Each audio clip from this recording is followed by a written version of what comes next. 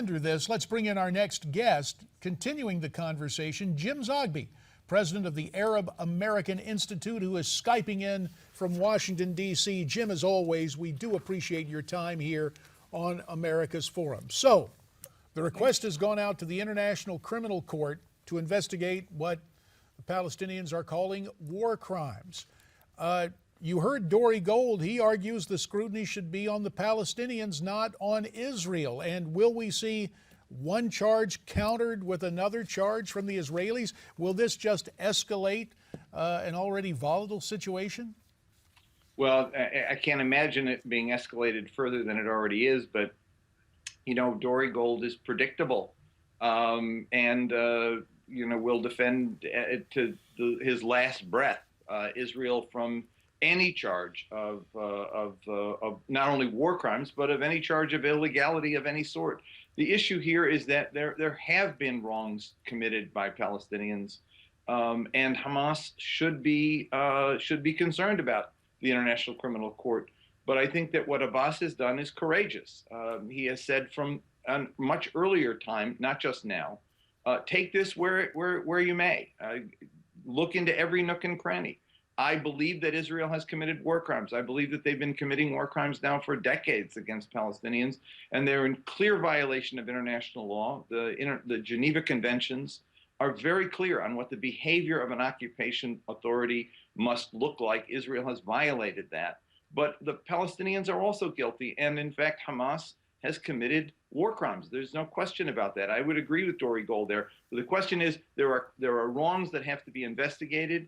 And I think that Abbas has done a courageous thing by saying, take this where it leads you. And he feels comfortable that the Palestinian Authority is in the right here.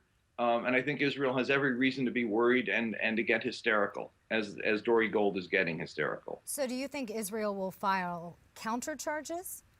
I don't think they will. They're not members of the International Criminal Court. And so therein lies a bit of a problem, because they have been afraid of this. If they're not members, then it's a bit of a jurisdictional problem here. But look, Israel can file the charges they want. I think actually we ought to look into this. There was the Goldstone report, which the UN commissioned. I met Justice Goldstone on 2 occasions, spent a lengthy time hearing him make his case. He was deeply troubled as a Jew who had family living in Israel, with what he saw when he investigated this.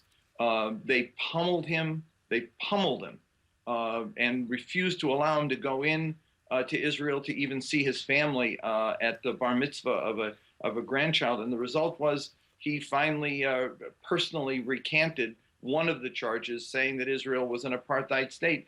But the other members of the Goldstone Commission did not. And if you read that report and look at all of the issues involved, there was a lot of terrible things that happened at the hands of an incredibly powerful Israeli military.